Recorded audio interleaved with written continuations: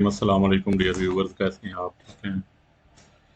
अल्हम्दुलिल्लाह। आज हम डिस्कशन करने वाले हैं सोशल डेवलपमेंट बाय लीव वाइगोट्स्की। बड़ा इम्पोर्टेंट टॉपिक है और इसमें जो सबसे बड़ी इम्पोर्टेंट चीज़ है वो ये है कि इसको कंपेयर किया जाता है अमूमन जीन प्याजे के साथ, जो लास्ट हमने थ्योरी जिसको हमने स्टडी किया था या जिसका लेक्चर मैंने डिलीवर किया था। तो आज हम बात करने वाले हैं वाइगोत्स्की की सोशल डेवलपमेंट के बारे में। तो थोड़ा सा इसका बैकग्राउंड मैं बताता चलूँ आपको कि लीव वाइगोत्स्की रशियन साइकोलॉजिस्ट था और ये और जीन पियाजे दोनों सेम ईयर में पैदा हुए थे। दोनों ने कॉग्निटिव डेवलपमेंट पे काम किया है। इसका उसकी कॉग्निशन डेवलपमेंट थी, इसकी सोशल डेवलपमेंट थी थ्रू कॉग्निशन। तो लीव वाइगोत्स्की जो है इसने अर्ली एज में इसकी डेथ हो गई थी। इसको कोई मर्ज थी, कोई अ, फेफड़ों वगैरह की, जिसकी वजह से इसकी डेथ हो गई थी। 37 ईयर इसकी एज थी। लेकिन लोग आज तक इसको जीन प्याजे के बराबर ही रेट करते हैं। He was very intelligent person. तो उसने जो हमें कॉन्सेप्ट दिया that was very mature and truly speaking, अगर मैं एज ए टीचर उसको रेट करूं तो वो बड़ा प्रैक्टिकल उसकी नेचर का उसका कॉन्सेप्ट है जो उसने हमें दिया है। तो 1960 तक तो ली वाइगॉट्स्की को वेस्ट में, अमेरिका में कोई जानता ही नहीं था, क्योंकि इसके काम को ट्रांसलेट नहीं किया गया था। 1960 में इसको इंग्लिश में ट्रांसलेट किया गया। तो देन इसका जो है वो काम जो है उसको लोगों ने रिकॉग्नाइज करना, जो उस पर काम करना शुरू कर दिया। तो इसकी कुछ बेसिक अजम्पशन है जो मैं आपको बताता चलूँ। सबसे पहली अजम्पशन ये है कि वो कहता है कॉग्निटिव स्किल जो है उसको हमें समझना है किस सेंस में। हमें समझना है उसको डेवलपमेंटल एनालिसिस और इंटरप्रिटेशन के जरिए। डेवलपमेंटल एनालिसिस और इंटरप्रिटेशन के जरिए हमें उस कॉग्निटिव स्किल को हमें अंडरस्टैंड करना है। उसके बाद कॉग्निटिव स्किल वो कहता है कि कॉग्निटिव स्किल को हम मीडिएट कर सकते हैं बाय वर्ड्स के और by language, by form discourse के जरिए।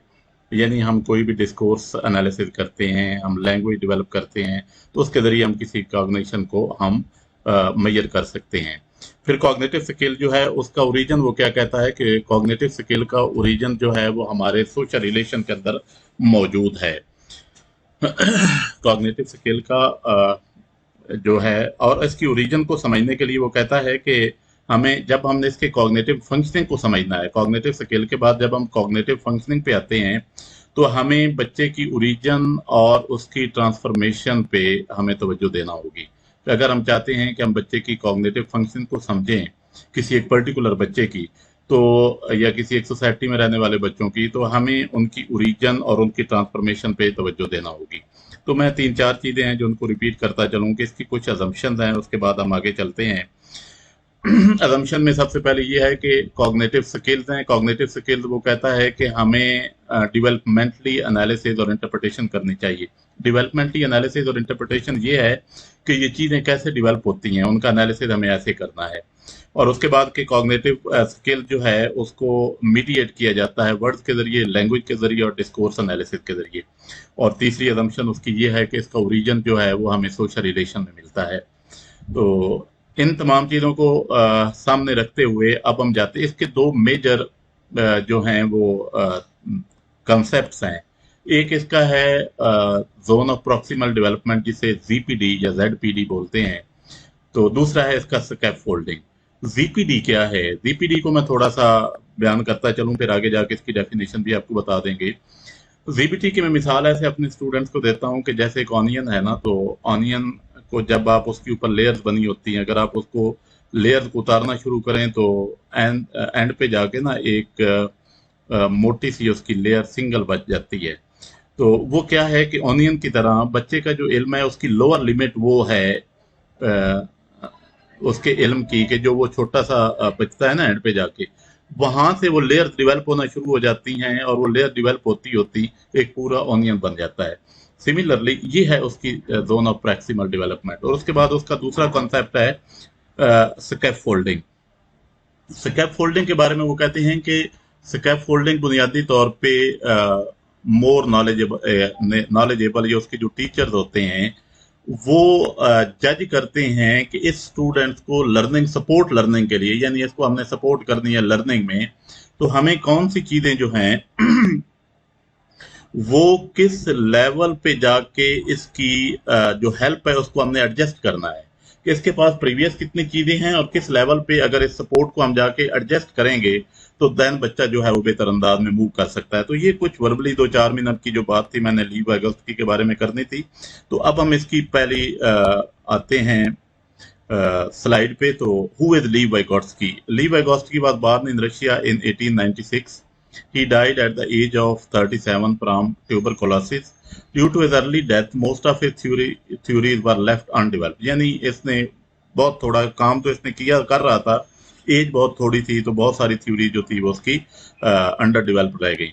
His work in the last 10 years of his life has become the foundation of much research and theory in cognitive development. तो कॉग्निटिव डेवलपमेंट में बहुत ज्यादा अप्रिशिएट किया जाने लगा उसकी आखिरी उम्र के आखिरी 10 सालों में। यानी उसने इतना अच्छा काम किया था कि उसके काम को अप्रिशिएट किया जा रहा था हर जगह पे। ये तो उसका इंट्रोडक्शन था जो पहले मैं ब्रीफली बता भी चुका हूँ, और अब यहाँ पे मैंने आपको सामने उसका ओवरव्यू करें तो इसके 3 concept. Social interaction influences cognitive development, ये बात मैं पहले आपको बता चुका हूँ कि सोशल इंटरेक्शन जो है वो कॉग्निटिव डेवलपमेंट को इफेक्ट करते हैं। दूसरा वो कहता है कि biological and cultural development do not occur in isolation, कि आपके जो कल्चरल डेवलपमेंट है ना और बायोलॉजिकल डेवलपमेंट, ये आइसोलेशन में नहीं होती, बल्कि ये भी सोसाइटी में रह के होती है, कि आपके सोशल कॉन्टेक्स्ट में रह के होती है, आइसोलेशन में चीजें नहीं होती। तीसरा कहता है कि language play a major role in cognitive development, के जबान का जो है वो आपकी कॉग्निशन में बहुत बड़ा रोल है।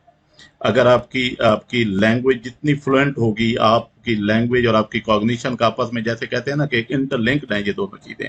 तो ये 3 इसकी मेजर अजम्पशंस हैं, जिसे जो पहले मैंने आपको थोड़ा सा डिस्क्राइब भी कर चुका हूँ। Areas were social interaction can influence cognitive development, यानी कॉग्निटिव डेवलपमेंट को कौन सी चीजें जो है वो असर कर सकती हैं। Engagement between the teacher and student, this is social interaction. और ये स्टूडेंट और टीचर का जो इंटरेक्शन है, उनकी जो आपस में इंगेजमेंट है, वो हमारे कॉग्निटिव डेवलपमेंट को बहुत ज्यादा इन्फ्लुएंस करती है। Physical space and arrangement and learning environment, यानी लर्निंग एनवायरनमेंट जो है उसको आपने किस लेवल पे अरेंज किया है और कौन सी स्पेस दी है आपने। यानी इसकी मैं एक मिसाल एक और अच्छी देता हूँ कि एक रूम है, उसमें टूटी फूटी कुर्सियां हैं, वहां पे इलेक्ट्रिसिटी का कोई इंतजाम नहीं है, तो वहां पे बच्चे की लर्निंग क्या होगी। इसके अलावा एक कंफर्टेबल रूम हो जिसमें कारपेट लगी हो, खूबसूरत चेयर्स हो, तो वहां पे लर्निंग इन्वायरमेंट कैसा होगा। तो ये चीजें बड़ा मैटर करती हैं।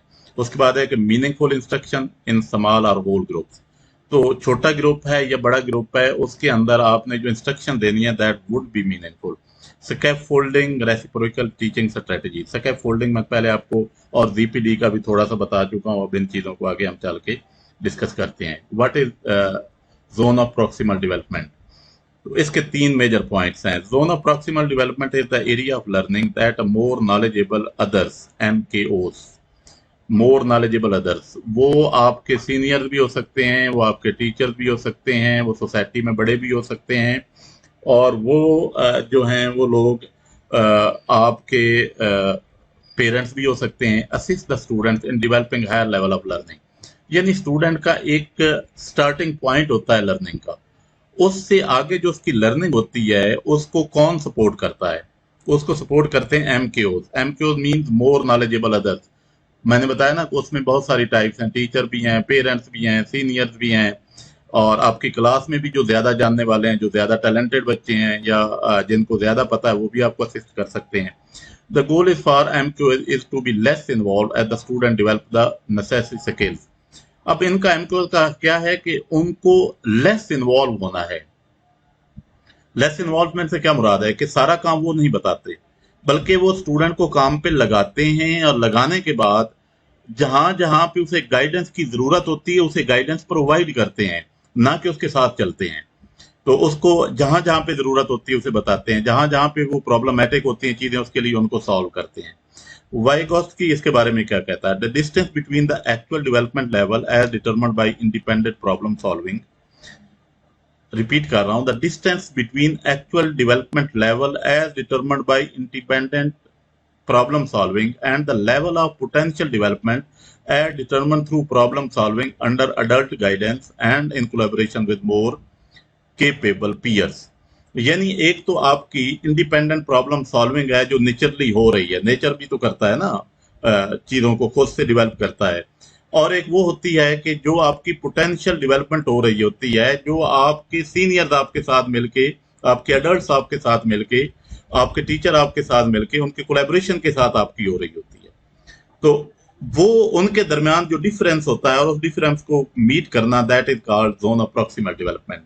यानी एक डेवलपमेंट नेचुरली हो रही है, आपका स्टार्टिंग पॉइंट है, आपने लर्निंग को आप सीख ही रहे हैं, आपने लैप ऑफ मदर से कुछ सीखा, आपने सोसाइटी से कुछ सीखा, राइट, आपने स्कूल से कुछ सीखा। और एक वो चीज है कि आपको पोटेंशियल डेवलपमेंट की जरूरत है, और वो पोटेंशियल डेवलपमेंट आपके टीचर्स, आपके पीयर्स, जो आपसे सीनियर्स हैं, आपके पेरेंट्स, वो आपको प्रोवाइड करेंगे। तो that is called zone of proximal development. इसका मतलब ये हुआ कि जोन ऑफ प्रॉक्सिमल डेवलपमेंट के दो लेवल है। एक लेवल है जो स्टूडेंट खुद से अचीव करता है, और एक हायर लेवल है जो वो अपने एमक्यूज के साथ, अपने टीचर के साथ, अपने पीयर के साथ, अपने सीनियर के साथ मिलकर उस लेवल को अचीव करता है, वो उसका हायर लेवल होता है। तो zone of proximal development lower और हायर ऑर्डर के दरमियान जितना भी एक प्रोसेस हो रहा होता है उसको कहते हैं हम जोन ऑफ प्रॉक्सिमल डेवलपमेंट। इसके लेवल 3 है। लेवल 3 में सबसे पहली बात है कि what I can not do, यानी बच्चा, उसके माइंड में होता है कि मैं क्या नहीं कर सकता। अब उसका पीयर उसके पास आता है कि what I can help, I can do with help, मैं आपकी कितनी मदद कर सकता हूँ। अब उसकी मदद के बाद वो कहता है कि व्हाट आई कैन डू, मैं क्या कर सकता हूँ। तो ये 3 लेवल होते हैं बुनियादी तौर पे VPD के। उम्मीद है आप लोगों को इसकी समझ आ गई होगी। उसके बाद आ जाते हैं हम स्कैफोल्डिंग पे। Scaffolding, Vygotsky defined scaffolding instruction as the role of teacher and other in supporting the learner development and providing support structure to get that next stage or level. इसमें फर्क ये है कि इसमें टीचर या दूसरे जो भी लोग अपना डेवलपमेंट में रोल प्ले कर रहे होते हैं, उन्होंने एक स्ट्रक्चर्ड सपोर्ट प्रोवाइड करनी होती है to get that next level, यानी अगले लेवल तक जाने के लिए एक जो स्ट्रक्चर्ड सपोर्ट होती है वो प्रोवाइड करनी होती है। दूसरा है कि टीचर प्रोवाइड स्कैफोल्ड। स्कैफोल्ड वो होता है जिसको प्रोवाइड की जा रही है support, so that the learner can accomplish certain task that would otherwise not be able to accomplish on their own. यानी स्कैफोल्ड वो है कि वो सपोर्ट जो आप उस बच्चे को दे रहे हैं, अगर वो सपोर्ट आप ना देते तो वो बच्चा अपने टारगेट को अचीव ना कर सकता, तो उसको हम कहते हैं दैट इज स्कैफोल्डिंग। इसकी शुरू में जो मैंने डेफिनेशन की थी, मैंने कहा था कि एक बच्चा है, वो एक प्रॉब्लम उसको फेस कर रहा है, तो उसके टीचर्स और उसको सीनियर को चाहिए कि वो उस प्रॉब्लम को फिक्स करें और उसे कौन सी सपोर्ट चाहिए वो सपोर्ट उसको प्रोवाइड करें, दैट इज कॉल्ड स्कैफोल्डिंग। तीसरी बात, the goal of educator is for the student to become an independent learner and problem solver. तो एजुकेटर का क्या काम है? To become an independent learner and educator का काम है फॉर द स्टूडेंट, कि स्टूडेंट के लिए कि वो इंडिपेंडेंट लर्नर और प्रॉब्लम सॉल्वर बने उसका, यानी उसको हेल्प करे हर एक लेवल पे। स्कैफोल्डिंग स्ट्रेटजीज क्या होती हैं? ये 5 स्ट्रेटजीज हैं जो आपके सामने भी आ रही हैं, इनको वन बाय वन हम डिस्कस करते हैं। Motivate the child interest in the task. सबसे पहले तो बच्चे की मोटिवेशन क्रिएट करें। Number 2, break the task down into manageable steps, यानी वो जो टास्क है उसको मैनेजेबल स्टेप्स में डिवाइड कर दें। Number 3, provide some direction to keep the child focused, यानी बच्चे को आपने फोकस रखना है एक पर्टिकुलर लेवल तक, कि बच्चा जो है, जो हमने चीजें उसको दी हैं उन पे फोकस्ड रहे। Reduce factor that cause frustration, और जो फ्रस्ट्रेशन या बच्चे के लिए प्रॉब्लमेटिक चीजें हैं उनको खत्म कर दें।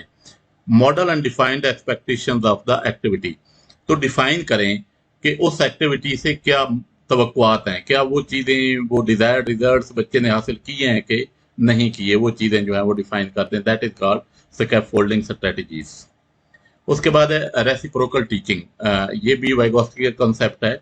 Reciprocal teaching is used to improve a student ability to learn from text through the practice of 4 skills. यानी रेसिप्रोकल टीचिंग क्या है?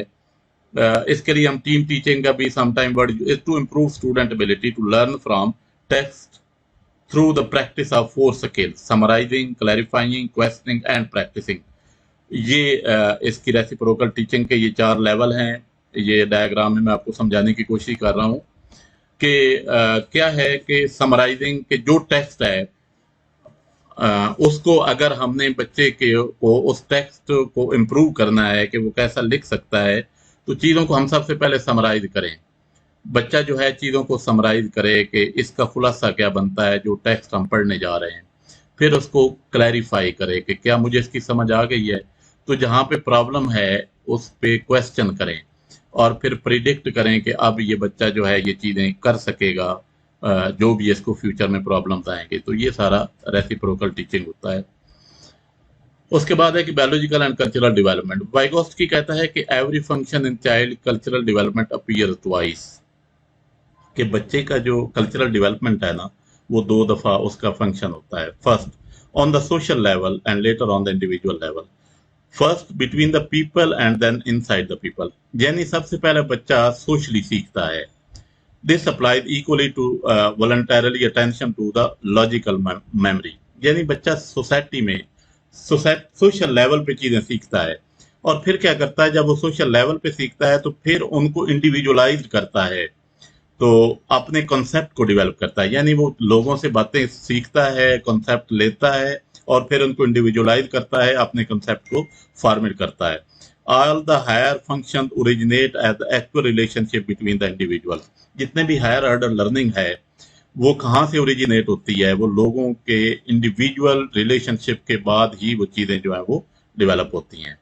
Simplified, community play the central role in the process of making meaning, यानी बच्चे ने जब अपने concept को develop करना है तो उसमें सोसाइटी का, कम्युनिटी का बहुत बड़ा रोल होता है।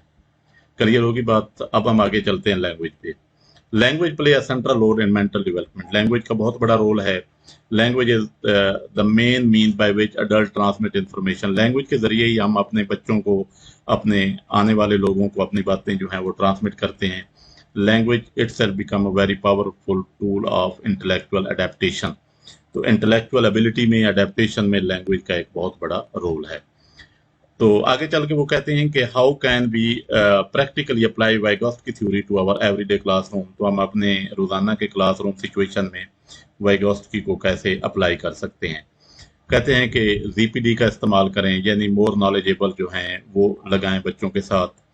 बच्चों को उनकी ओरिजिन से जो उनकी नेचुरल डेवलपमेंट है उसको पोटेंशियल डेवलपमेंट की तरफ लेके जाएं। यूज स्कैप फोल्डिंग, देखें कहाँ पे प्रॉब्लम्स हैं, प्रॉब्लम को फिक्स करें और फिक्स करने के बाद उनको सोल्यूशन दें। और use more skilled peer as a teacher, तो जो उनके साथ काम करने वाले ज्यादा बेहतर स्टूडेंट हैं उनको उनके टीचर के तौर पे इस्तेमाल करें। कोलैबोरेटिव लर्निंग को तरजीह दें। इसका मेन थीम था कि कोलैबोरेटिव लर्निंग की जाए। Consider the cultural context of learning, यानी आपने कल्चर को, सोशल कॉन्टेक्स्ट को, सोशल रिलेशन को, सोशल इंटरेक्शन को ज्यादा इंपॉर्टेंस देनी है। और फिर आप जीपीडी को असेस करें, आईक्यू को ना करें, कि बच्चे की एबिलिटी को ना देखें, बच्चे की डेवलपमेंट को देखें कि उसकी डेवलपमेंट जो है वो कैसे हो रही है।